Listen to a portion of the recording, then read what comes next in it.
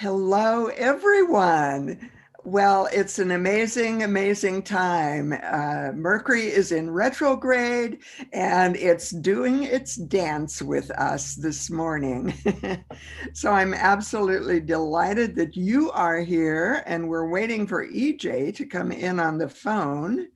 And EJ, if you're here, I think maybe you just came in. And welcome, welcome, welcome, everyone. I am thrilled that we're having this call together. You know, this is such an important time. We're in a shift time. We're in a time that's in between. We're in a time of the old paradigm and the new paradigm that is coming forward. And these are, when we talk about the old paradigm, it was a 200-year cycle in time. And the new paradigm is a 200-year cycle in time. And we are in between right now. And EJ, I see you're here, and unmute yourself and let me introduce you. You'll be on the phone. And so everyone, hi EJ, welcome, welcome, welcome. Well, thank you so much. And people will have to go to their reminder email in order to see your beautiful picture and your beautiful face. Unless for some reason we get you on live with the video view. But you know, we just go for it. That's the thing. Yes, we do. You prepare and prepare and you prepare. You do everything you know how to do. You know that you've done the best possible preparation, and then you just give it to the Holy Spirit. You let go and you let God. And actually, this is really fascinating. When we were doing Living, Loving Legacy, and this is in 2012, my first telesummit, and Fabienne was here helping. We were doing our 3-month beta experiment on what it might be like to work and live together and do a high-level barter. And one of the calls that we did on that telesummit was with Don Beck.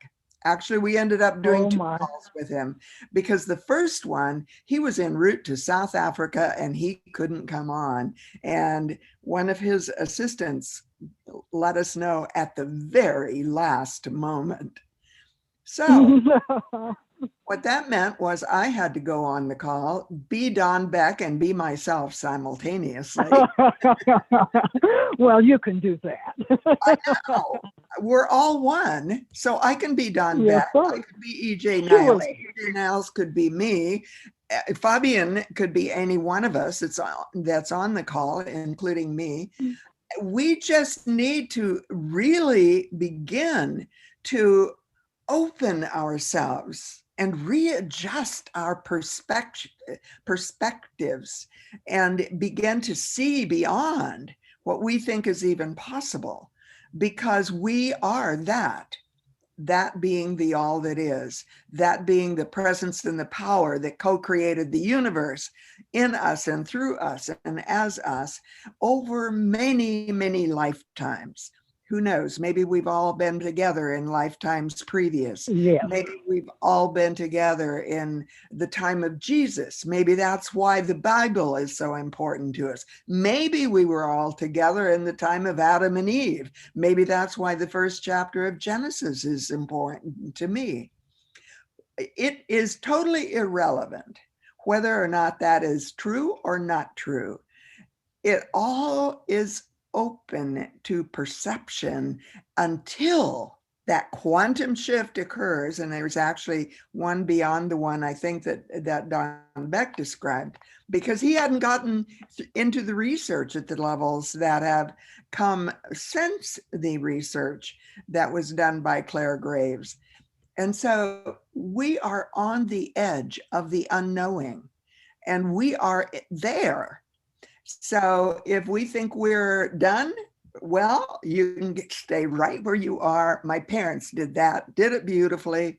They raised me as beautiful, loving child, gave me their values, which included their Republican awareness of politics through their love for Dwight Eisenhower, took me to see him at a rally. I didn't even know that there was more than that until I was in my 20s and doing a master's degree in political science, or that was my bachelor's, I think. All of a sudden, it just popped, opened into a world that was bigger than I had ever known or perceived. And so that's where we are. We're ready to pop. Some of us have already popped, but we haven't stabilized from the pop. Some of us have gotten a little bit stable, but we're still trying to figure it out individually. And I doubt that any of us have gotten to the place that we feel confident in figuring it out collectively. I see Wendy Foxworth here. Wendy, how do you feel about that? Do you feel confident that you've figured it out collectively? I'm not hearing you, so. there we go. Hi, everyone. Yeah, I've studied with Don Beck, actually have certification to teach spiral dynamics. And so I'm here because I'm still learning and learning more and more about the reality of the multiplicity of perspectives. I'm so glad you're here, Wendy. So yeah. EJ and I are both certified with Don Beck and his training. So looking forward to hearing from you some more toward the end of the call. EJ, let's come back to you. Yes. I want to introduce you. Okay. I have known EJ since I was in my own ministerial school training. And this was in the not my training. It was after that. I think EJ followed me in school. Yes. And I actually started my ministerial school training in 1985. I was going through my own life crisis. My husband had decided that he did not want to be married to me any longer. And that was not something I was happy about. It was not something a decision I wanted to participate in. My whole life was out of control, and it was changing not by my choice, but by someone else's choice. And it was a very weird and unsettling feeling, and lots of tears and unknowing. And that was where I was when I had my first call from God. I called it being called by God. That story is in my book. There was a later call, and that was being called by love. And that story is also in my book, I think. Anyway, EJ, let's get back to you. You and I met, we were in ministry, and both of us very, very interested in the spiral. We both knew Don Beck. We both were studying his work. And EJ, what I know about you is that after you left ministry, and maybe it was before, you founded an online organization, and maybe in person also, I think, called Spiral Pathways. And by the way, I absolutely love the way that you worked with shifting it from horizontal levels to vertical levels on your website. That's so fabulous. I've talked about that many times as a possibility. EJ is a Unity minister and has been for many, many years, I think since the 1990s. She was 1990, exactly. Yeah. Former member of the faculty of Unity Worldwide Seminary, and it's now called Unity Institute and Seminary. When I was on the board of Unity Institute, we chose that name because Charles Fillmore used that name, Unity Institute. And so that was our reason for choosing it. And then a new board later, after I was no longer on it, and I was there for like 10 or 12 years, changed it to Unity Institute and Seminary. I resisted the word seminary because I didn't feel like Charles Fillmore really was into the whole seminary idea. But resistance never does any good. Have you noticed in life? It got changed anyway, and it's been changed since. And they started calling the board the Unity Advisory Group. The Ministerial Advisory Group. Anyway, EJ, it is just with a feeling of immense love and gratitude for the person that you are in the world. Just a feeling of awe, AWE, and awareness, really, and I put this in the email, that it's almost like standing on holy ground, if that's even possible in a worldwide call in the digital world. Standing on holy ground. I really, really celebrate you for the groundbreaking work that you've done in Unity Ministry and in stages of development, primarily in the realm of the spiral with Don Beck. You are a timeless, ageless soul. And I know you, and I'm so grateful. I know that you're filled with vision and with passion and with purpose and destiny that even is beyond today. And wouldn't it be amazing if something that comes out of this call today connects EJ and I in another realm of our lives that is going into the fourth act of our lives? Because EJ is more than, it's actually about a decade older than I am. And I laughed when she told me how old she was. And I said, oh my God, EJ, you can become my mentor. You can teach me about the next 10 or 12 years of my life. We can mentor each other. Yes. And now this is another interesting, really interesting coincidence. EJ is now living in this small seaside village of Bandon, Oregon. She lives just a few minutes from the ocean, the Pacific Ocean. And it was her first ministry out of ministerial school. And interestingly, when I was in the transition phase between leaving Walnut Creek and School of Light in Northern California and coming to Southern California with the potential of, I was a temporary minister at Unity in Tustin. Bandon called me and wanted to know if I would be interested in applying there. And now they have a person that succeeded me, and she's still there as senior minister, and EJ is a member of that community still, but only a member of the community, and that still attends there at Unity in Bandon, Oregon. And so EJ, I have two thoughts for our time together today, and we'll extend the call into our full regular time, even though we started a little late because retrograde was playing games with us. Yes. And so we started a little late, so we'll go a little over and have the regular length of the call for our YouTube link connection that will be posted eventually. And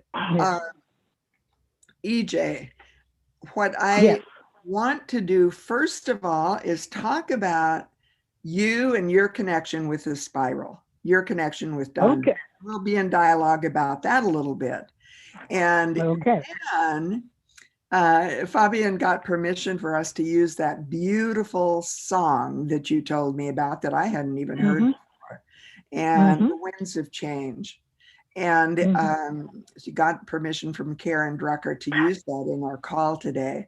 And so we'll be doing that after the first segment about Don Beck. And then I want to talk about how you see the spiral, although Don Beck said it applied to groups, not to individuals. What I see is it clearly is applied in my life. And I can see it clearly Yes. in my life individually as well. Yes. Groups. Oh, yes. So I we can talk, also. and Okay. and then we'll open it up and let people come in and comment and ask questions. And I'm so delighted about you being here today. I've had you in my awareness as a possible person to be in dialogue with. It's not an interview, it's a dialogue. It's a collaborative kind of experience. And, all of us have this amazing potential of being instruments in a greater plan. All that we have to do is just have a little willingness, and the Holy Spirit starts revealing the way. If we think we can be in control of it and we think we can be in charge of it, we're not on the same track as the Holy Spirit. For sure. Control is not one of the dimensions of it. Yeah. Time is unpredictable in that paradigm. Timelessness is where past, present, and future are one. And I have something I learned actually from Carolyn Mace. And I just learned it recently, and I want to show it to you. That if we hold our arm up vertically, and you might even do this right now with your own arm, that vertical dimension is where you connect past, present, and future as one in your life. So future time is there. I have no hands but yours. The words of that beautiful song referring to the words of Jesus after the resurrection. That we're not living that yet because we're still embodied. And so then the vertical dimension goes all the way back to when we were children, and it goes higher and deeper on both sides, higher into the vastness of the all that is, deeper into the years of all of the legacy of our lifetimes, our parents, our grandparents, and way back, maybe even to the time of Jesus or the time of David that played the harp, the time of Adam and Eve, who knows? Or it's more likely that, well, I won't go into that. So welcome, AJ. Okay. I've got to show you the other motion that I learned from Carolyn Mays. And I hope all of you still consider yourself as learners. I am 82 years old and I'm still learning every single day of my life. I'm probably on the cutting edge of what will come next. And as we stop learning, as we begin to think that, oh, I'm really happy with my life the way it is, like my mom did, my dad, when they decided they had all of the answers because they liked Dwight Eisenhower, then we block ourselves from learning anymore. We don't always open up to other learning. We're not curious, we're not open. And so the cross is right where we are. And we can always go back to the vertical framework. We can open to what's next. We can open to hundreds of years in the future. We can scribe future time. There's so many things we can talk about. But EJ, right now, let's talk about you and Don Beck. And Okay. Whatever you'd like to tell me.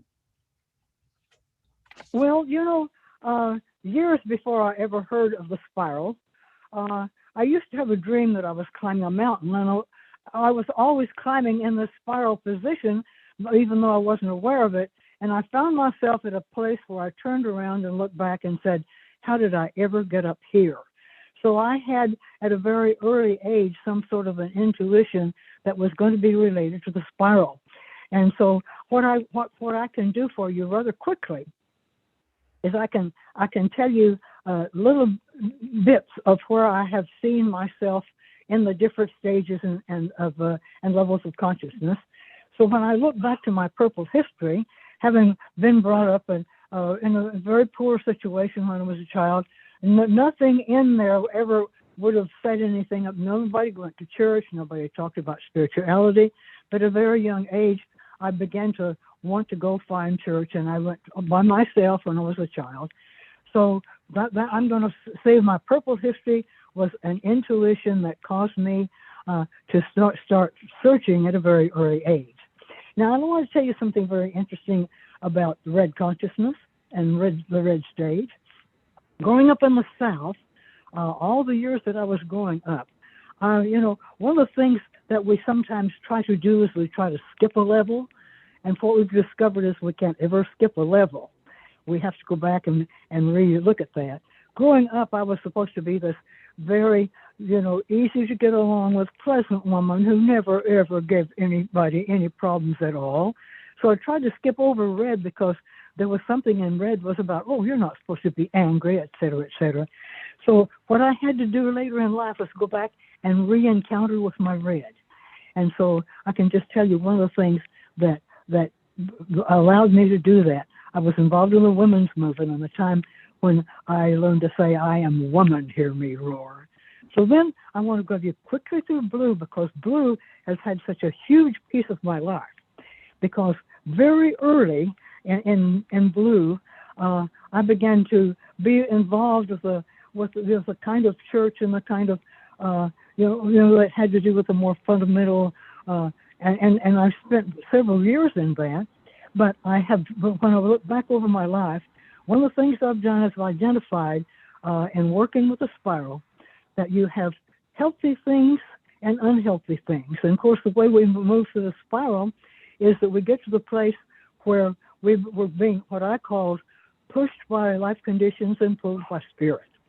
So what was happening then is that I had some very early time in blue that was everything I needed to know. And one of the things that Don Beck taught me, he says, we have to be concerned about not climbing up to the root and throwing away the ladder. So I had to learn what I had to transcend and what I include. And I did a lot of things, like actually a place called New Tribes Mission. I was going to go be a missionary in the Philippines. So I had a lot of years there and learned that what I needed to take from that into my next level and what it is I needed to transcend.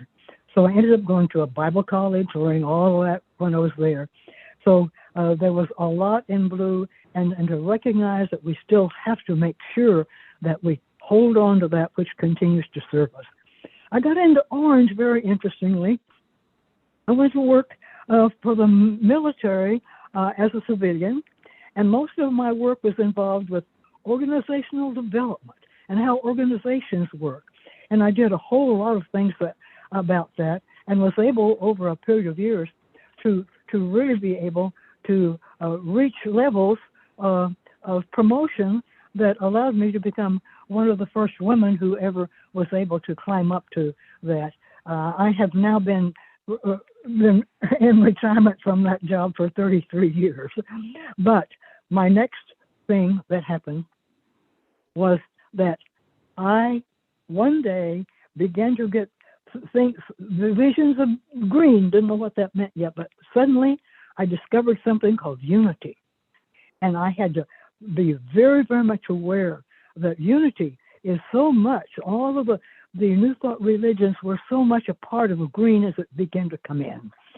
So I had already been looking at, a lot of things, Khalil Gibran and all these kind of things, and recognized the first time I walked into a Unity church, even though I didn't know anything about it. I went there to be supportive of a friend and a wonderful minister named Elise Green, who became my mentor for all those years. I walked in, and it was like a thunderbolt that said, I do not know what this is, but I know I have to find out more. So in 1983, I discovered Unity. And very quickly, as Marj mentioned, I have served two Unity churches. The first one was right here in Bandon. The second was in Unity of Fairfax in Fairfax, Virginia, where I first became a congregate, then a board member, then went to ministerial school from there, and then went back there as the minister for 5 years before I did eventually go back to this alternative ministry Marj had mentioned. which I called I felt that my gifts were what I call preaching and teaching, and not much of the organizational thing that's involved in running a ministry. So I've been doing that for all that time, and so now I am at the place where I'm very, very tuned into music that that gives me little insights about what is mine to do. And that's why I told Marj about the Winds of Change, because there were messages in that Winds of Change thing, and I've played it over and over again, and I keep getting this little message. And when we listen to the song, as I suspect that we're going to do together, then you may be able to see how it was that one day I got a call from my dear friend, Marj, who said, I'm really interested in hearing what you're doing, and maybe we can do things together.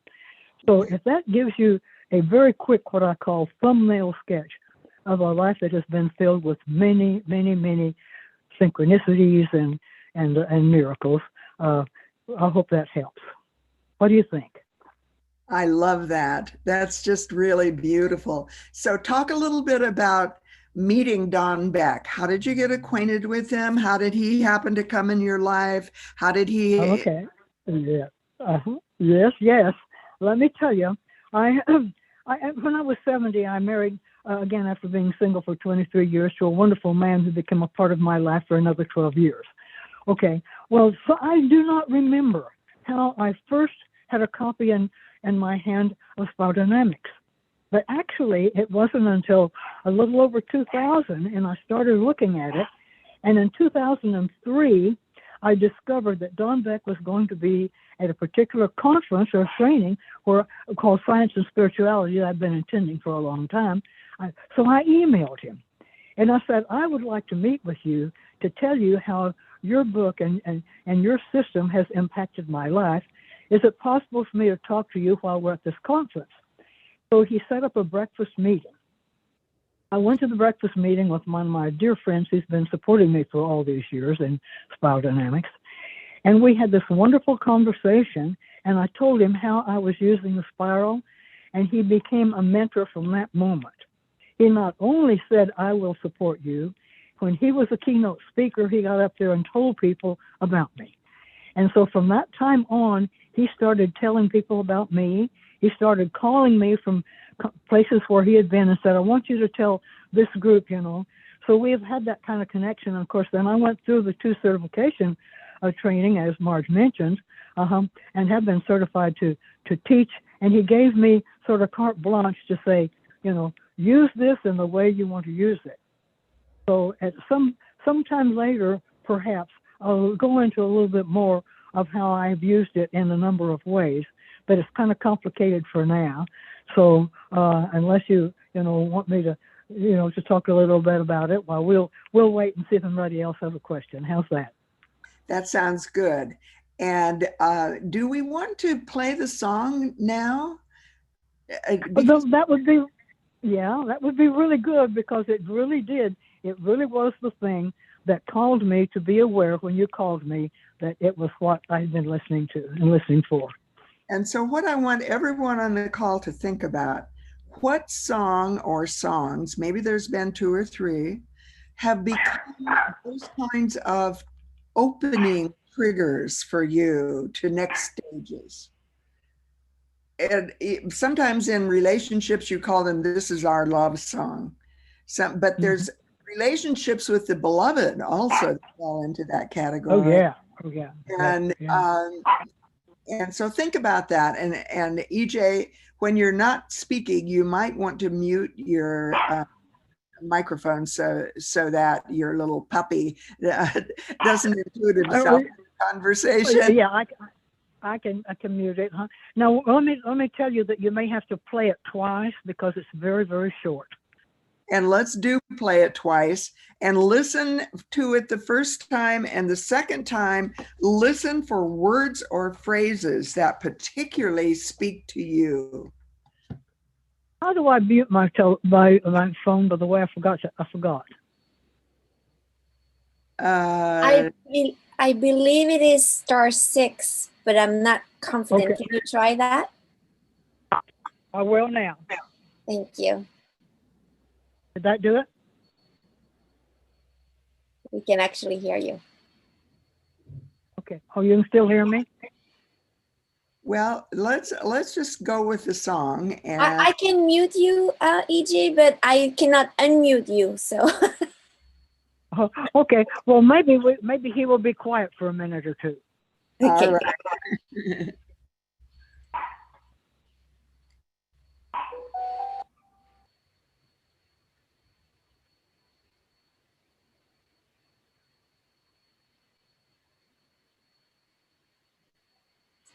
How would you feel about me singing it if you can't get it on?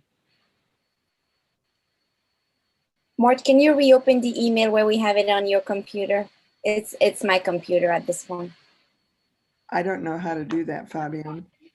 I'll come, but I need to stop here first. Sorry. If you want to start singing it, go for it. But sorry. Okay. And if you know, you just have to be aware. Okay. Take me with you. I'm ready to go.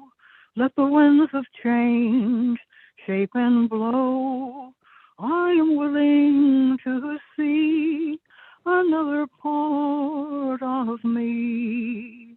Oh, take me with you. I'm ready to go. Let the winds of change shape and blow. I am willing to see another part of me. Oh, take me with you. I'm ready to go. Let the winds of change shape and blow. I am willing to start a brand new chapter of my heart. Oh, take me with you.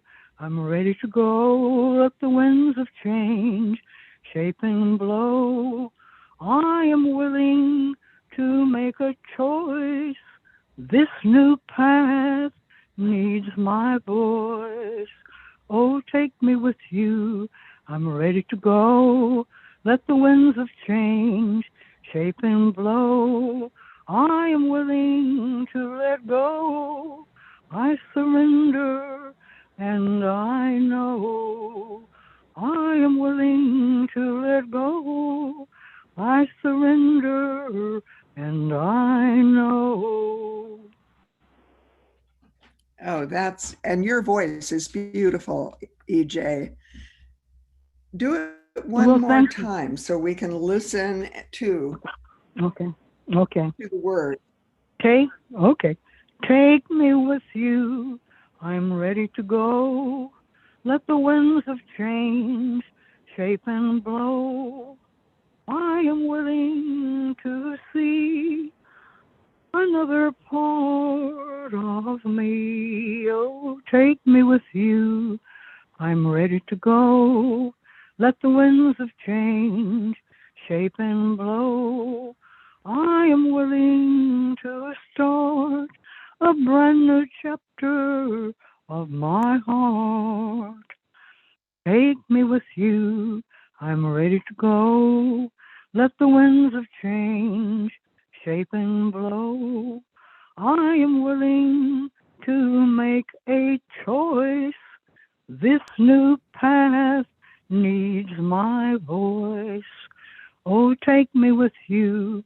I'm ready to go. Let the winds of change shape and blow. I am ready to let go. I surrender and I know. I am willing to let go. I surrender and I know. Wow, those words are so powerful. And what it did for me was remind me of how often I say the promise from A Course in Miracles. I've done it thousands and thousands of times by memory. And it sounds like this song does that same thing for you, EJ. Yes. You know, the whole idea of willing to make the choice, this new path needs my voice, was when I got the call. After listening it out, I got the call from you. and Okay, possible new right paths. here by me right now, and she thinks she has it, so we can hear Karen Drucker sing it. Let's see if we do. Oh, Well, we okay. have it. It's my computer is not very happy today.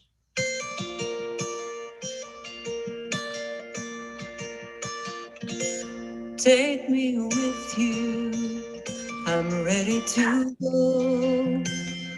Let the winds of change shape and blow.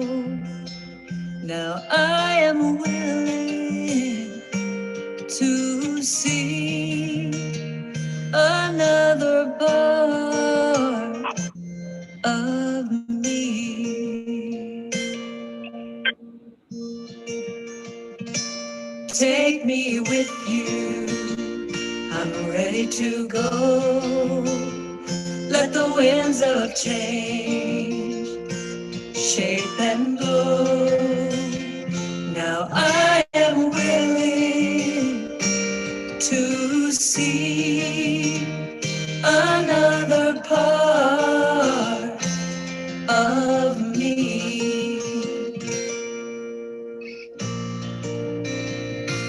Take me with you, take me with you. I'm ready to go, I'm ready to go. Let the winds of change, let the winds of change shape and blow, shape and blow. Now I am willing to start a brand new chapter of my heart.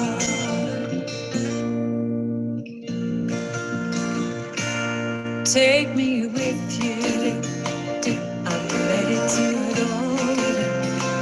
Let the winds of change shape and blow. Now I am willing to make a choice. This new path is my voice.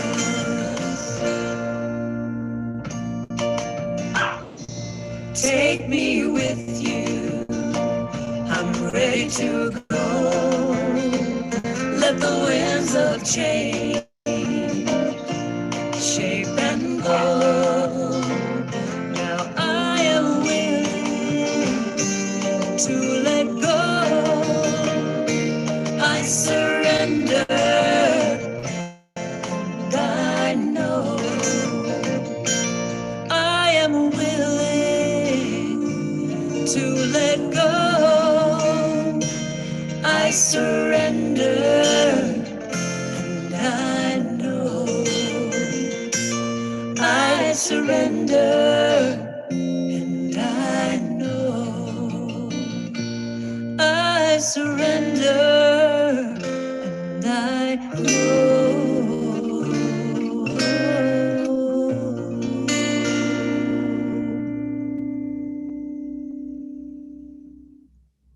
Wow, that is so incredible. And thank you, Fabienne. Thank God we have Rick next door to each other and she can pop in and help me with technology. Yes. This is the way it is in our lives sometimes. We reach a point in our lives that it's no longer about us individually.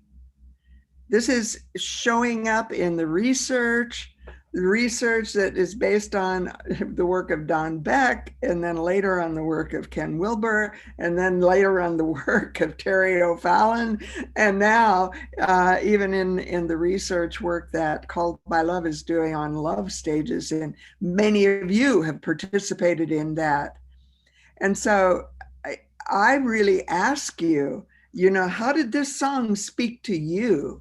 How does this music speak to you? I know, Alana, music is the voice through which you hear Spirit speak. And it's so important. And I love you're bringing this to us, EJ. Take me with you. I am ready to go. So how many of you are ready?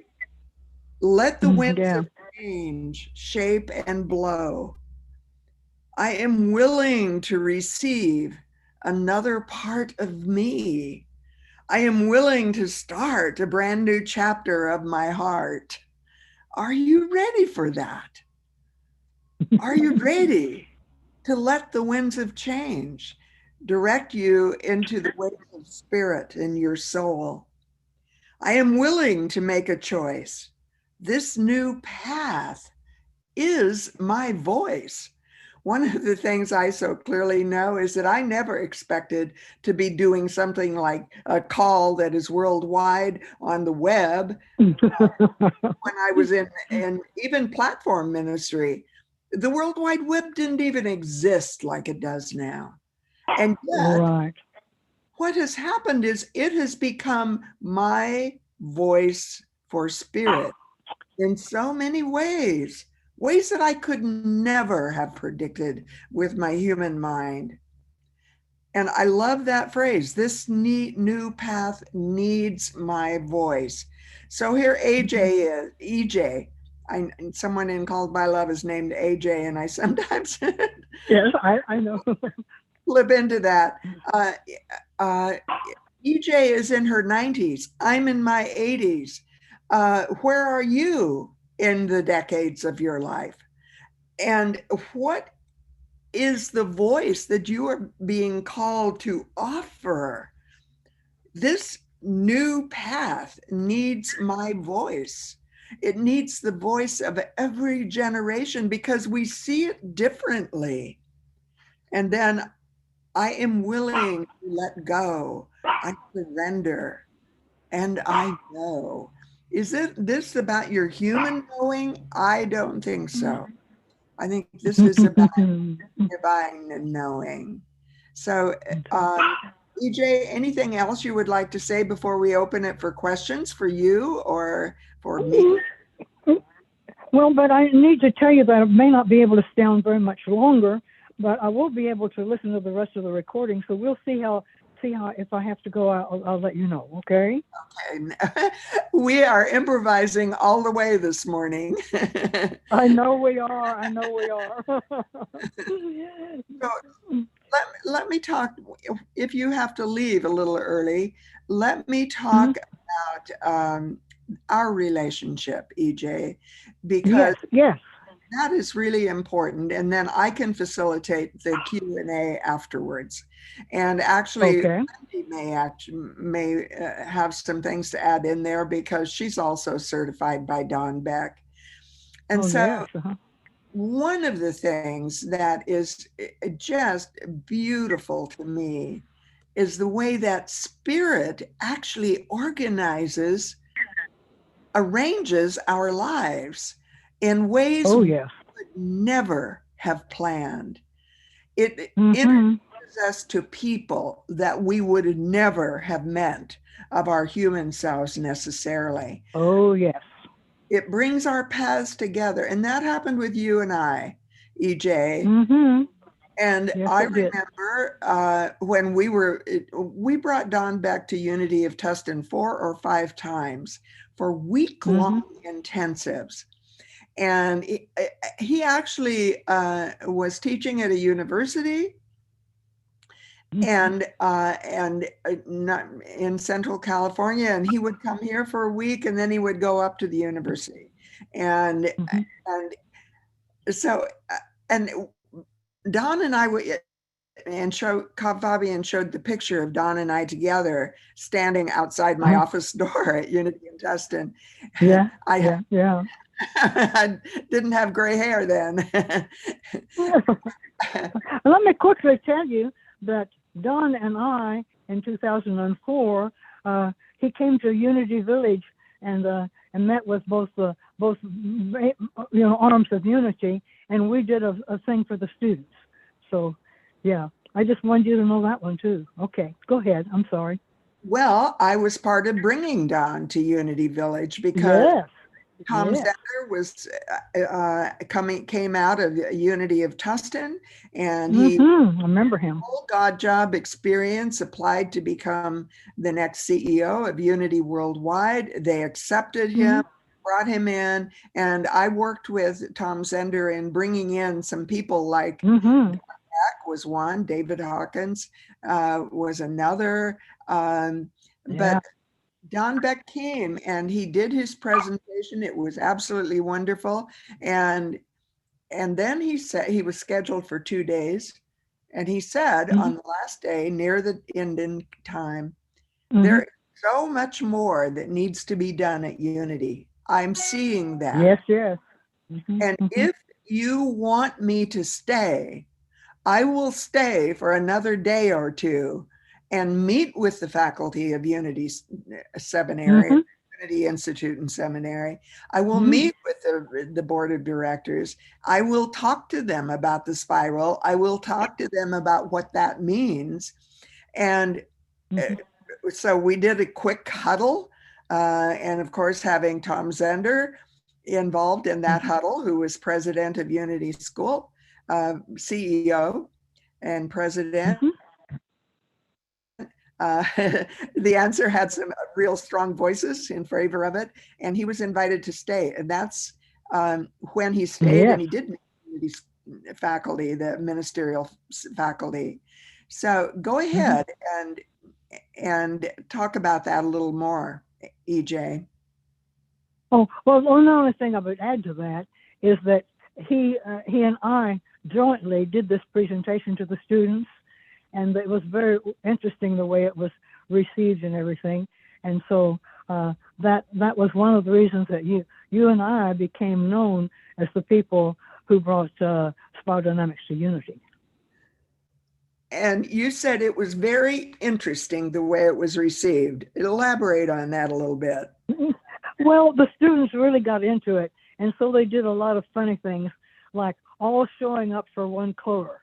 You know, they all showed up for all in blue. They showed up all in orange. They, you know, they were so open to and excited about it that it certainly paved the way for me to be able to go back and tell them I'd be willing to teach Bible there, but it would always be through the lens of the spiral. So that's sort of meant by the fact that the students were given kind of an advance notice that and the very next year I would be out there to teach. So talk a little bit about the spiral and the Bible and the way you taught it at Unity Village to students. How long were you on the faculty? Well, I was on the faculty from 2005 until September of 2012.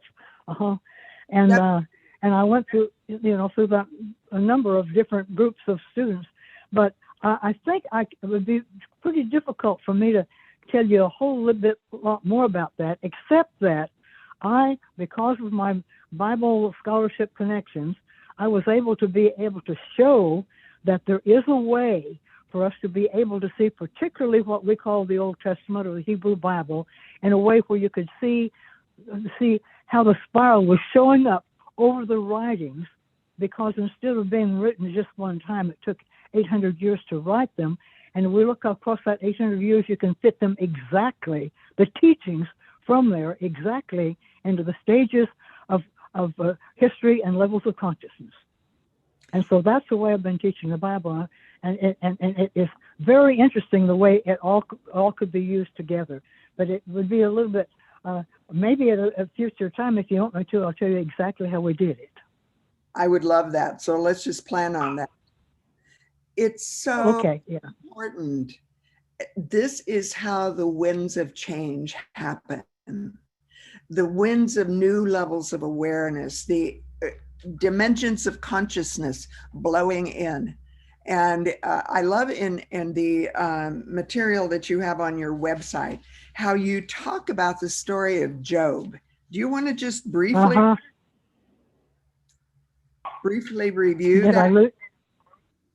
Yeah, well, we were looking at a lot of things that were happening, and I think I posted that maybe in 2016 around the election when we had so many things going on in politics, and showed that how Job was able to go through all the people telling him how wrong he was and what he did and how he had sinned and all that you can see this turnaround when he actually begins to be able to just turn himself over to this God presence and say, now that I have, heard of you, now I can see with my eyes, and how his personal connection with the God of his being was able to show that no matter everything that had happened to him, that there was a time when he would be able to see what it meant and to have it actually, brought back to him in huge amounts of abundance. That's It's about consciousness.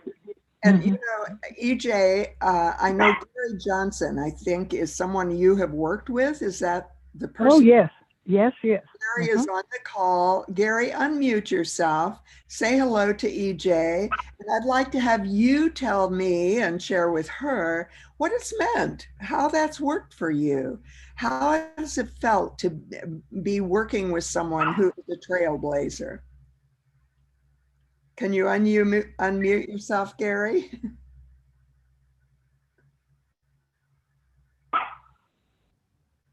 Ask to unmute. There you are. Yeah, just a minute here. Okay. I lost you somehow. I don't know what happened here, but something happened. We're hearing you now. I lost you somehow. So tell us what it was like to work with someone who was such a trailblazer and who was opening whole new pathways in the unity movement and potentially even in the world. Well, for me, it was really an eye-opener. I remember the first time that I watched one of EJ's or Harb's presentations. My first reaction was it was breathtaking. The expanse of the spiral is breathtaking for me, but also I was intimidated by it. And I had that first encounter with the spiral and I was fascinated, but then I didn't pick it up for quite a long time. It might have been a whole year, I'm not sure, but it was quite a while. And what I remember thinking was, this is like the Myers-Briggs. It's a great system, and I really appreciate the insight, but I'll never master it. And so I walked away from the spiral for quite a while, just on that impulse. But then it just kept, I kept seeing it. And the more I was involved with EJ and Harb, I have gotten now so that I just see the spiral everywhere in the world around me and in myself. It's like a lens. And once you start to look through it, you can't not look through it anymore. I'd love for you to talk a little bit about seeing it in yourself, Gary. Just talk about your life a little bit and going up through the colors of the spiral. Well, my focus, I'm a history lover, and my focus really has been more on seeing how it moves in history and in society, more than on internally. I guess that's about all I can say about that. But I really see it in the world around me and in our tradition, in the Christian tradition. It's just, you can see the stages everywhere. And now I've become, I feel like we as a country are living through something politically and in terms of society. And I've actually been more focused on that external way of using the spiral to try to understand what is this thing we're in the middle of. That's kind of so where it's important. So beautiful, Gary. You know, we are called in our own unique ways The way I'm called will be very different than the way you're called. And yet we each individually have a divine assignment, a piece of the puzzle that no one but us can do. And it relates to the kinds of experiences we've had individually and with our tribe, our family of origin, or whatever that tribe looks like as we've grown up. And we are individually called to let our voice be part of the evolution of into future time. The awakening that takes consciousness into future time. You are such an important part of that, Gary. Do you still live in Kansas City? I do, yeah. Kansas City is an extremely important point of light in the spectrum. And it's in the heart center of the country. It is in the heart center of all of the polarities. Even the state itself is polarized. Yeah. So, I must have to let you go, and I've enjoyed it so much, but it's very important that I relinquish the phone to the dear person who is letting me use it, and I will be interested in listening to the recording. And thank you, Gary. I would like to ask Spirit, like to know about Gary's doing a lot of work on shamanism and mysticism at the same time too. So okay, all right. Thank you so much. It's been wonderful, and we just want to make sure that we just stay with letting go what is. I love you all. Bye. So this is great. Thank you, EJ. And Gary, before you go off camera, EJ just transitioned us into the next dimension. It won't just be about the spiral that is about the destiny of a path for you individually. It's going to be about exactly the kinds of things that Spirit ignites, that living flame of love within you. And so tell me about that living flame of love that is igniting shamanism and mysticism. Well, I've been really fascinated with the purple stage of the spiral. Now, I just did a presentation last week on the book Black Elk Speaks.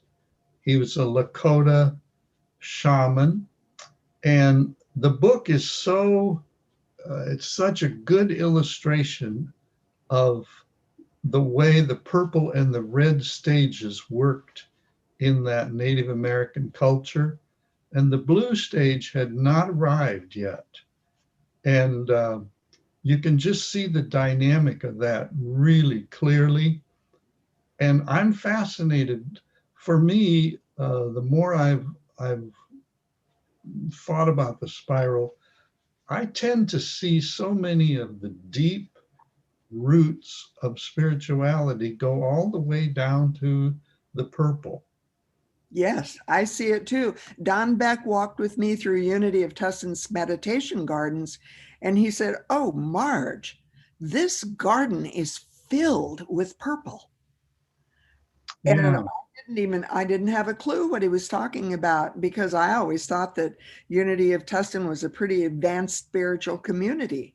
And he said, "Oh no, it's all based in purple. It's right here in the garden." And he began to point it out to me. All of the statues, all of the symbolism, all of the practices, all of the rituals that I love to do, that I learned in my Seventh-day Adventist childhood.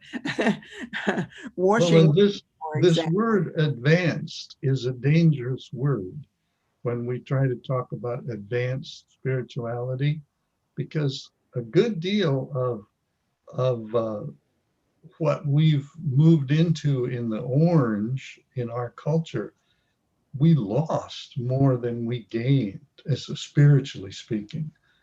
In the world of the material that I've been working with, animism is such a strong theme as a way to relate to the world. to just experience the sacredness of the world around us. And we've lost so much of that in our technological state of being as we are now. So I'm suspicious of advanced spirituality. I am also now, and I see that where I am now is I have actually integrated a descending path in my own life and in my own teachings. The leading edge where I was and where I was scoring several years ago is no longer where I live and move and have my being, because I'm coming back into the marketplace, into the realm of the world, and with what we call in Zen ox herding pictures, gift bestowing hands. And that's what I see you talking about that. Gary, I would love to have you get in touch with me and give me your email address. I think we might do a whole call about something like Black Elk Speaks.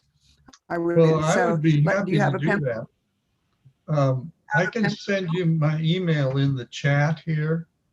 Okay. Can I do that? Yeah, or let me just give you my email right now. Okay, just put it in the chat. Can you do that? Yeah, I can.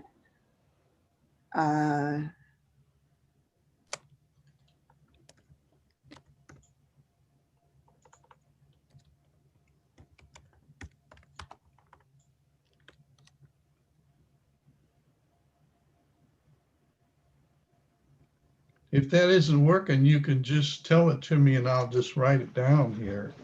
All right, I just put it in the chat. All right. Very good. Okay, perfect.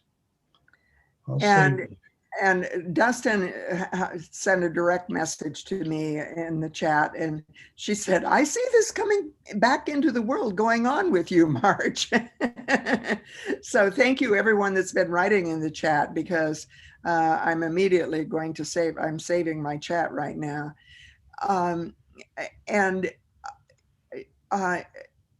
So Gary, you know, Don talking to me in that real bold language and saying, oh, there's all kinds of purple in you.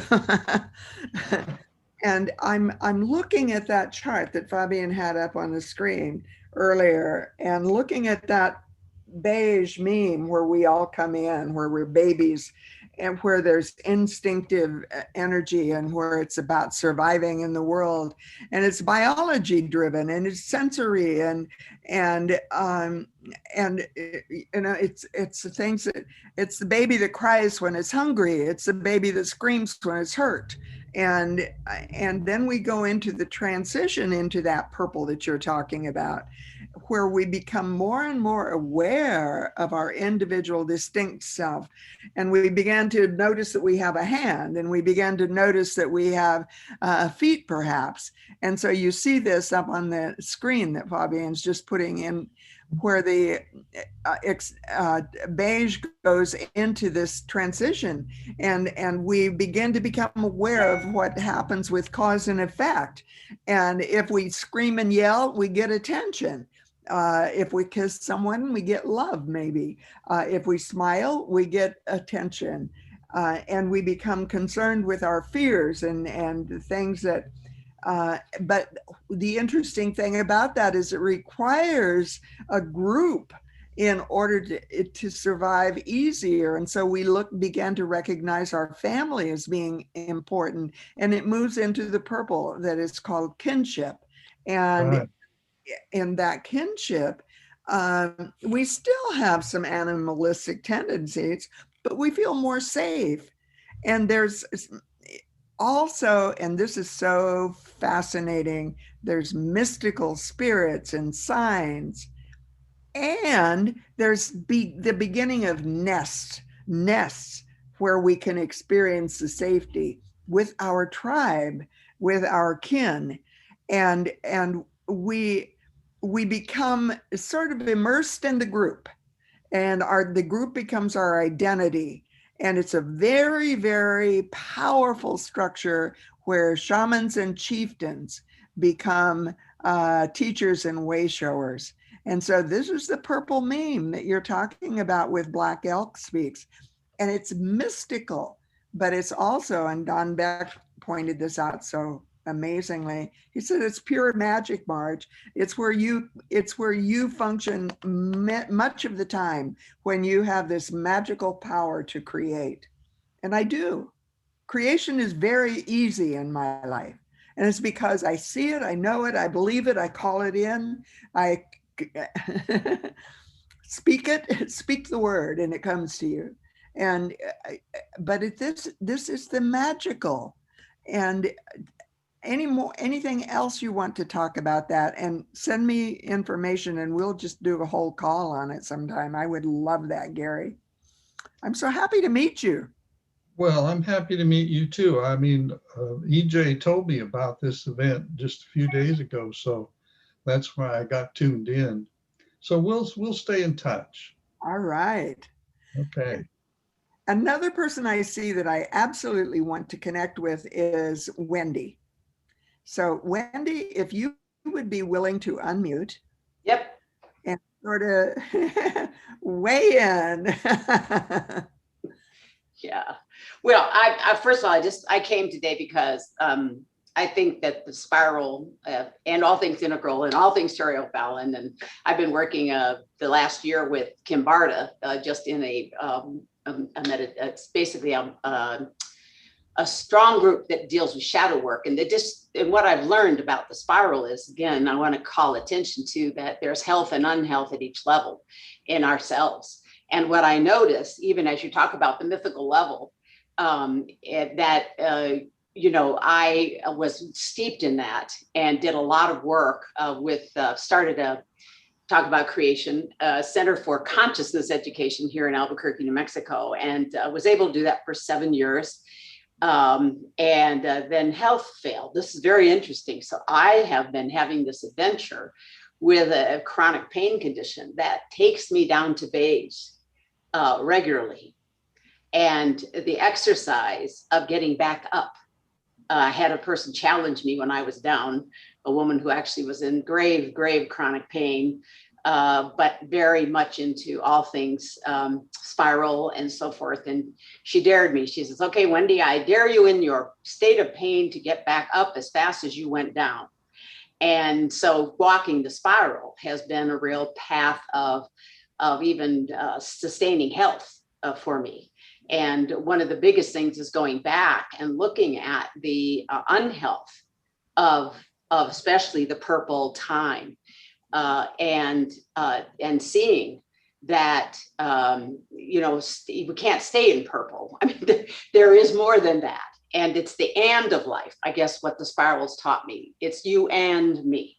It's not you or me, and it's not either or. And I translated all of this. And again, the magic of patterns and seeing patterns. That's what all these methodologies bring up. They're unearthing and helping us step into and give us a formation of understanding of how it is that we have come to be and how we are to be and where we are. And so there's a great sense, I guess, when I got a hold of the spiral years ago, it was this great sense of, oh, thank goodness there's a path to walk. There's something to help me walk through all this mystery. And I saw the incredible value of it. Because Marge, you do so much around love. It's that loving each other means loving each other where we're at. And oh my gosh, the errors I have made in not loving because I try to perhaps push or encourage people to be at a place of growth they were not yet, and created a lot more confusion and frustration in my community because I did that. And so it's been kind of going back and looking at the ways you can even misuse the spiral. So that's another thing. The spiral can be very, very misused. And, the idea of advancement, the idea that I'm better than you because I've gone up higher than the spiral than you, and this kind of drama is not what the spiral is about. And it's about realizing the all that is of which we are a part, and the beauty of each individual person walking their path as they unearth what is coming forward for them in their life. And it is, like Marj, what you say, it is so individual. Nothing is the same. But what has helped me do is to be a better, bigger lover of all that is, and seeing the genius in the amazement of who we are. It's this, we are wonderfully made is no joke. I just want to thank you for this, because I think the spiral helps people understand, why are there different religions? Why are there different perspectives on life? Why? Well, because each of them informs us of something different than another. And so to kill them off or say you shouldn't belong doesn't work. It's about acknowledging the place and the space in the spiral and saying, how do I love you in this space? Even parents can use this to parent their children. Go, oh my gosh, well, no wonder. Like Margie, it was really lovely how you're going through the beige and what the baby does and how, what our needs are and those kinds of things. I think it's just amazing to take this and just allow it. Wow, the waves of it. I think speaking of the levels in waves has been a much better way to see it than stayed stations of kind of black and white, one level versus the other. No, because they all build on each other. In fact, one of the biggest mistakes I can make in my green space, which is where a lot of my unity and Church of Religious Science work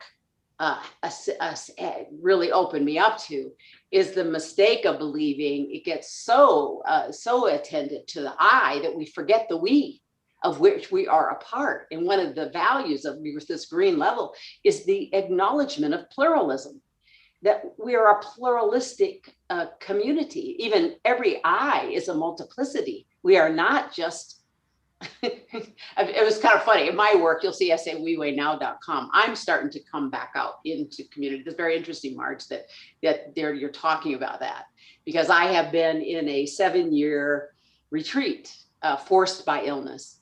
And it has been amazing to see that even in working with chronic illness, I'm actually working in a chronic illness integral group with let's see, Lynn Fuentes, which is just amazing, especially as we age. One of the things, these bodies do have challenges. And, yes, we can do a lot of thought and we can pray and we can do a lot of these things, and the body's going to do what the body does. And how do we deal with that? Right? Because so I have to it has helped me, this being chronically ill in 7 years, has helped me see there's ways we can use it that are beneficial, and there's ways we can speak that do great harm, especially to people that are chronically ill. So it sounds like we need to do a call with you also. Well, I look at the age on this call. I'm just acknowledging it. And I just want to say that we're reaching a time where, how do we deal with this thing called old age and our bodies and spiral? And all things, we're looking at it in these fantastic ways that go, wow, how can I actually extend and have more life even in my elder years in a way that blesses, that I still can bless. The mistake of getting to old age and saying, oh, you have no use, you don't need to show up anymore. Not true, because the wisdom years, right, these elder years are so important. So anyways, and I'm real excited. Working here in New Mexico with a group called Modern Elder Academy. Very interesting, coming up and looking at this gift of modern elder and what does it mean to be an elder in our elder years, and not just feel we're to go to the wayside and not have a part anymore. That is not my life. And we still are a part, but maybe we need to show people how we can be that. And I think what you're doing, Marj, what EJ is doing, what Gary's doing, all of that is contributing to this awareness of wholeness, and that we can't give up on a part of us. We cannot give up on a part of us. And so thank you. It's just fun to be here. And thanks for asking me to speak.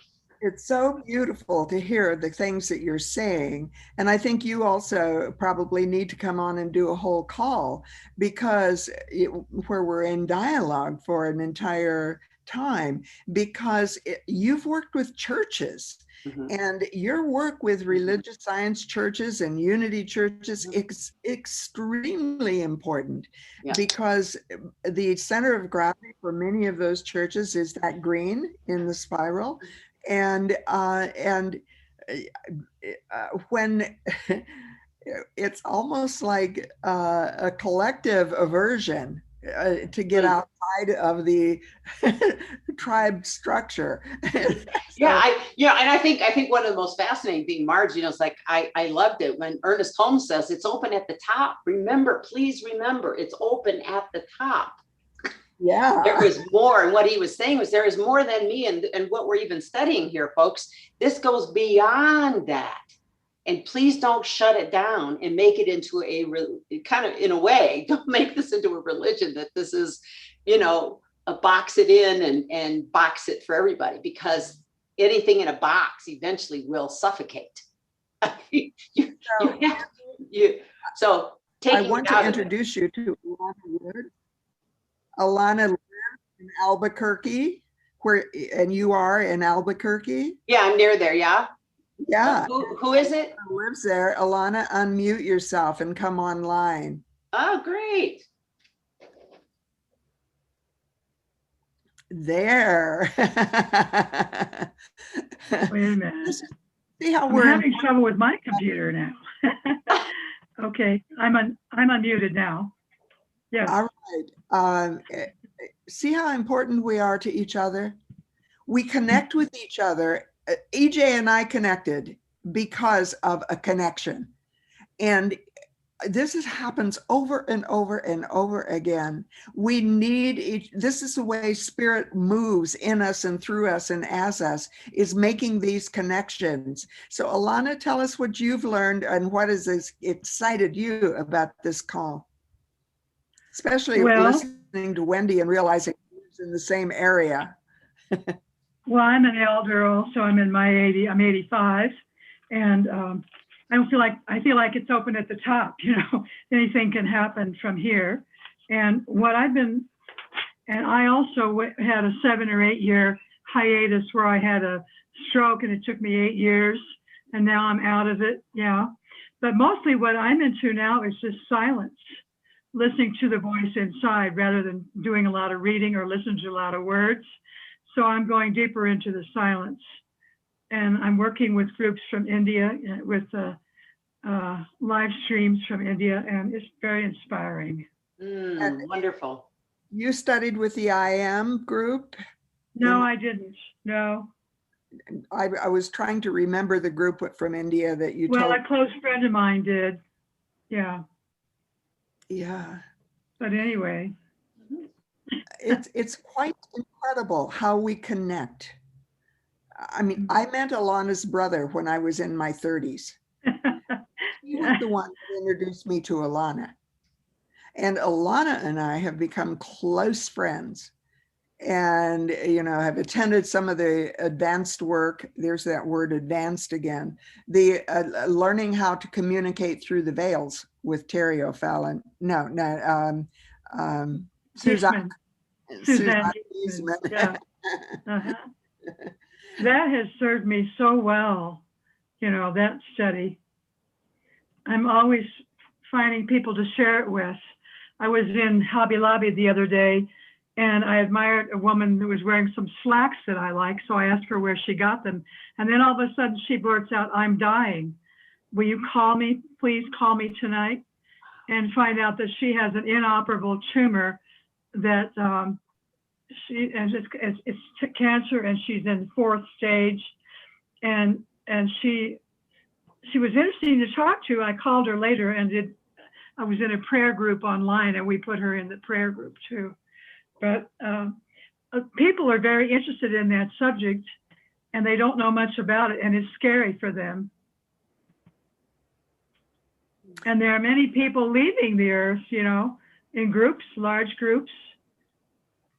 And so there's a need for that now. I know mostly it shows up a lot on the internet now about knowing about there's no death, you know. So look at all of the kinds of ways that we're uniquely called. So one of the things I would love to do is invite any of you who would be willing to come online and simply ask a question or make a comment on something you've heard or learned or something you found inspiring or wonder about. Come online and introduce yourselves to the group. Someone may need to meet you. And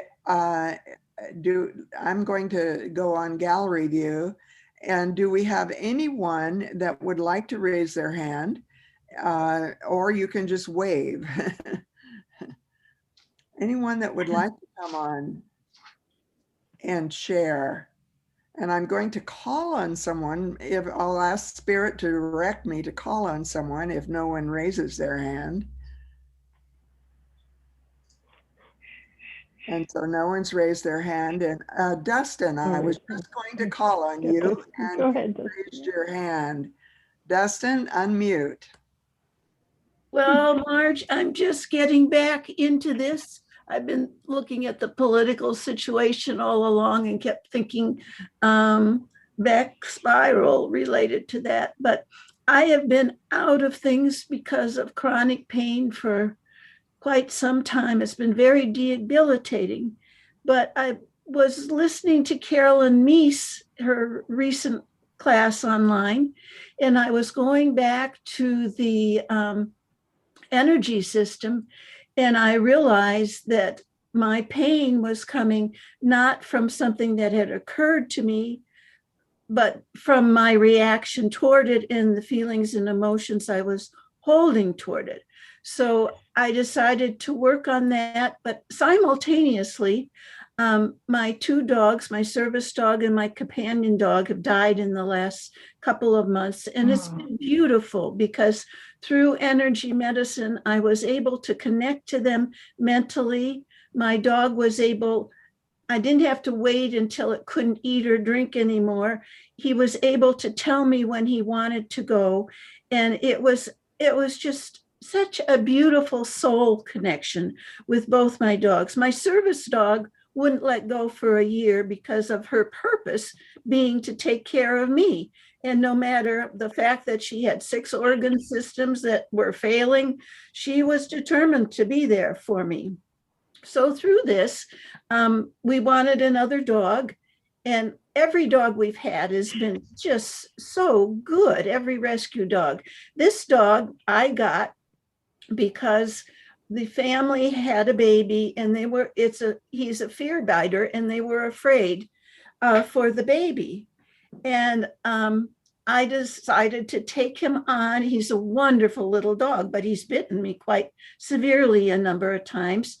And it's because he's locked in his own fear. And I saw he is locked in experiences that I don't know about, in the same way that I have been locked in experiences. And so I'm working with him with the Bach flower remedies. And the Bach flower remedies I'm just learning about, but there are 38 flowers with different vibrations that help you go up the spiritual path. And so you don't diagnose based on physical symptoms. You're diagnosing on personality, on spiritual learning and yearning and things like that. So I have been using the Bach flower remedies with him and on myself to help me. And the Bach flower therapy ties into this spiritual growth and growing along the spiritual path. And it helps you overcome the negative vibrations from things that are bothering you to change them to the positive side of that spirituality. And it's all based on going up a spiritual path. The doctor who founded this, Bach, based it on going from, well, it fits into the spiral. It fits right into the spiral. It fits into the energy system and the chakras, and going above the energy chakras into the soul.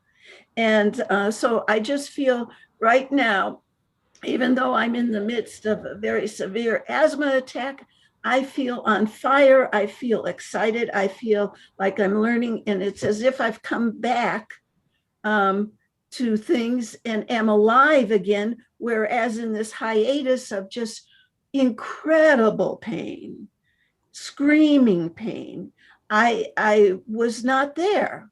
I just wasn't there. I was just enduring. And now, despite the fact that I have those health problems, I feel that I can grow and I can get out of my pain and just being there and enduring and actually begin to grow and move forward. So that's kind of where I'm at. Okay. Wendy has left you some messages in chat, places to contact. So be sure you look at that. And I want to mention that we started a little late, and yet we're past our 90 minutes now. And so I know Cece had her hand up, and I would like to acknowledge her. And so those of you who need to leave, know that you will understand, recognizing that we're past the 90 minutes. But Cece, if you'd like to unmute yourself, I'd love to hear what you were wanting to say. Oh, thank you, Marj. It's so good to be with you. My heart's full. And I'm just seeing how it all works together. Like, I'm one of the younger ones on the call. I'll be 60 this summer.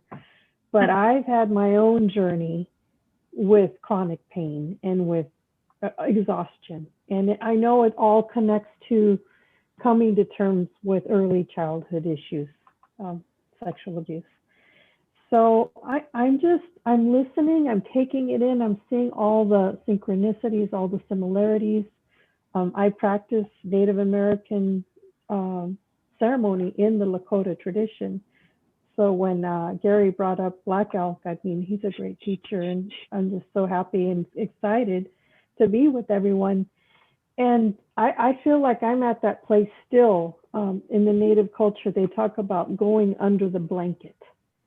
And it's like going into the chrysalis of the cocoon. It's going within. And you're there, and it's like you're just, the word, it doesn't fit, but percolating comes up. I'm not even a coffee drinker, but yeah, you're just in this place where you're just connecting. And, I also really, I love the whole idea of the silence and being in the silence every morning when I wake up, I'm there. I think I'm probably not the only one right now who's listening to Carolyn Mace and her Mystical Spring series. I listened all the way through, yes. And so I just love that we've gathered here. I'm glad I heeded the call. I love seeing everyone's face. I'm full. And I know what I have learned is not to push. Because the time when I met you, Marj, I don't know if you realize this, but I live in San Diego again. I'm back home in my hometown. But when I was in Tustin, and that's when I was really in the exhaustion. It came in phases. First it was chronic pain, then exhaustion, and I'm coming out of it. But I know I have to be really careful and really mindful and really listen and not push. But at the time, just full, just so full. So thank you. You mentioned something that I would love to just follow on if Fabienne is willing. Fabienne, are you willing to talk about the butterflies that come back year after year? Because that involves a chrysalis. I am willing, if the computer will allow me to stay on. Okay. Yes, well, some of you might be aware of that in Cecia. I don't know if you are already. But yeah, starting in 2015, after I had a miscarriage, I started to have the visits of those butterflies called the morning cloak butterfly. And it started at the gardens at Unity of Tustin, and then the next day was here in the backyard. And then for a while it was like every day. And then after a while I didn't see them anymore. And then they came back and I realized they have not only the period in the chrysalis, but then this type of butterfly also have a periods of hibernation. And then they come out of hibernation, and then the youngster are there for a while with the older ones, and then obviously, you know, that transition. And so it's been going on every year since 2015, and just a few days ago it was still here in the backyard at home. So it's been one of my companion also to transform from grief to joy, and it's still in process, but that butterfly energy of transformation and is obviously present. Yeah, thank you. And Fabienne has actually created videos where she films them, and they come and land on her heart, on her hands, on her just on her clothing. It's quite amazing to see how it works. It's beautiful. So we have one other person. Yeah, and then just Marge, Yes. I'd like to offer an idea. I think we should do a fund to get Fabienne a new computer. We could all chip in and buy her a new computer. Fundraising. Thank you, Alana. If anyone wants to there's the donate idea. to It's out there. Manifest. they can send Fabienne a message. Yeah. We have one more person with their hand raised. And so let's ask that caller to unmute, and then we're over time, and so we know that some of you may need to leave. The caller who has the hand raised. Hi, Marge. It's Laurel. And tell us your name. Hi, Laurel. Hello. She's muted. Can you hear me now? I was muted. Yes. Hi, Marge. Hi, Fabienne. Hi, Laurel. How are you? It's so good to hear your voice. I know, it's wonderful to hear you too. How are you? I'm doing really well. So I love the part that you said about that, that we're all here for a purpose that's just for us, that there's not another person who can do what we are here to do. And I just love that. And, I believe in divine providence, and that all of our steps, that every person we meet, every place that we're drawn to is God speaking to us, bringing us there. It's part of our path, part of what that mission and purpose is that we're supposed to, that we're here for. And this just kept coming to me when I was listening to the call today, and I'm not even sure why it came to me so much, but I'd like to share it just about that God is speaking to us all the time, and those messages, they're all around us, communicating to us always. And all we have to do is just open to it. And there's this paragraph from a text called Keter Shem Tov, which is the crown of the good name. And it goes like this. In the pirouettes of a nondescript leaf falling from some lonely tree, in the puff of a sudden breeze on a summer's day, in every sight that could be seen or sound that could be heard, the Baal Shem Tov, the master of the good name, perceived the infinite, the unknowable in everything. Godliness is everything, and everything is godliness.